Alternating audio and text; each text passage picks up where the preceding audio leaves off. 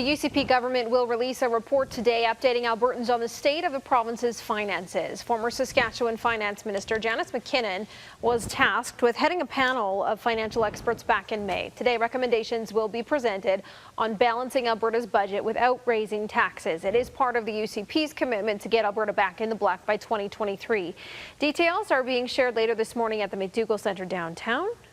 And this is where we bring in Danielle Smith from 770 CHQR to help us continue this conversation. It's going to be a big one today, Danielle. It certainly will. And I'm going to bring on Canadian Taxpayers Federation, Franco Terrazzano, because one of the things I've appreciated about the Taxpayers Federation over the years is that whether revenues are up or down, every single year they do budget recommendations and show the government how they can get to a path to balanced budget.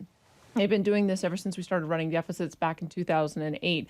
And so it's not that there hasn't been good ideas out there, it's just that they've been ignored. So now that you've got a former Saskatchewan finance minister who was in the NDP saying to the Alberta government, here are the things that you need to do, now I think there's probably the political will to do it. So I'm looking forward to seeing what some of the recommendations are. So that's the first one. And then we will have Finance Minister Travis Taves on tomorrow as well to talk through his initial reaction to the recommendations and what we're likely to see with his fall budget. Yeah, do you have any inkling about what we're going to see today? I think the only thing that there's sort of only two real areas that you can reduce provincial spending. One is on wages, salaries, benefits, and the other is on infrastructure spending. So there'll be two things that I'm looking for.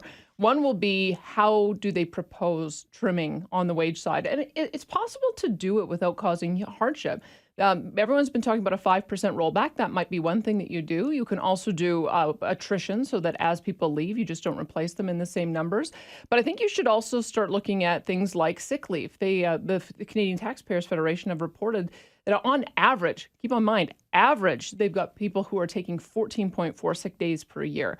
That's costing hundreds of millions of dollars. In addition to that, looking at some of the overtime pay, we saw this with the teachers or with the nurses in Red Deer. It would actually be cheaper to hire full-time staff if you're having to pay double or even triple time to cover off the number of hours that are needed because you're short-staffed in your facilities. So I think that those will be some of the things we look at. On the infrastructure side, they've got to find a way to come in on time and on budget on their infrastructure programs. In fact, I understand that there's a school in Airdrie that's finished a year early. Maybe we need to find out what the trick is that that contractor used and try to find a way to apply that to other facilities. And if they can do that, I have a lot of confidence we can get back into balanced budget. There's certainly a lot of moving parts on this one. Thanks for this, Danielle. Yeah, my pleasure. You can listen to Danielle on 770 CHQR starting at 9:30.